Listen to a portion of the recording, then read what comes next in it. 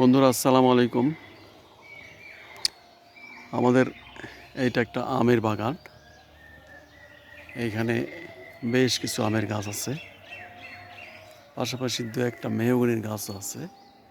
এইটা আমার একটা বড় মেহগনির গাছ। গাছটা কেমন জানি একটু চামড়াগুলো রুক্ষ রুক্ষ হয়েছে। এটা কি মোটা হওয়ার জন্য হয়েছে নাকি আল্লাহ জানে, নাকি কোনো অসুখে ভুগতেছে গাছটা? আপনারা কমেন্টে একটু জানাবেন।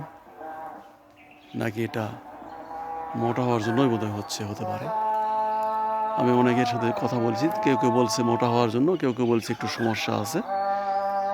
আসলে কি হতে পারে এটা একটু কমেন্টে আপনারা জানাবেন।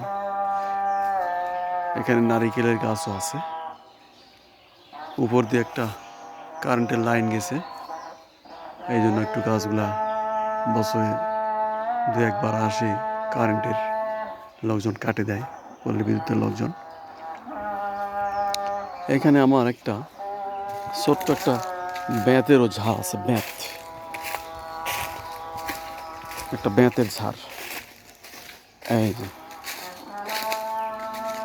আমি অনেক বছর আগে এই বেতের গাছ মেশে লাগাইছিলাম, সেই খঞ্জনপুর ওই দিক থেকে, কটিবাড়ি ব্রিজের ওই পাশ থেকে নিয়ে লাগাইছিলাম। সেই থেকে আছে তো আছেই, আলহামদুলিল্লাহ।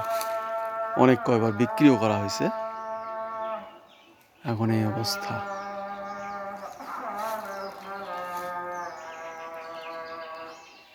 বেত, এই যে বেতের গাছে অনেক কাঁটা থাকে। এই যে আপনারা দেখতে পাচ্ছেন কাঁটাযুক্ত, অনেক লম্বা। এটা প্রায় 15-20 ফিট লম্বা হয়ে গেছে। পেছনে অবস্থা আছে, মোটা হয়ে গেছে, অনেক পুরাতন হয়ে গেছে। দেখতে পাচ্ছেন নিশ্চয়। একটা শরের গাছ আছে। বাঁশ সঠিক সময়ে বিক্রি না করাতে কিছু বাঁশ আমার মরে যাচ্ছে, বয়স হয়ে মরে যাচ্ছে। পাশেই আমাদের একটা যৌথ গাড়া আছে, গাড়া। এই যে একটা কুকুর চলে যাচ্ছে, এটা আমার বাইক।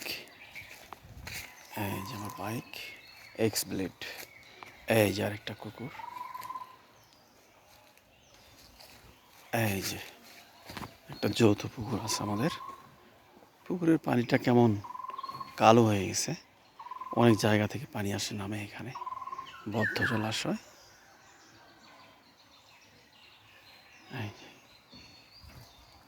আপনারা দেখতে পাচ্ছেন নিশ্চয়। পাশে আরেকটা পুকুর আছে আমাদের, ওর পাশে আরও একটা পুকুর আছে, এই পাশে একটা পুকুর আছে। সব মিলিয়ে অনেক জায়গা এখানে। মোটামুটি আমাদের চাষা, আমাদের আলহামদুলিল্লাহ। সবাই দোয়া করবেন, পাশে থাকবেন ইনশাআল্লাহ। আসসালামু আলাইকুম।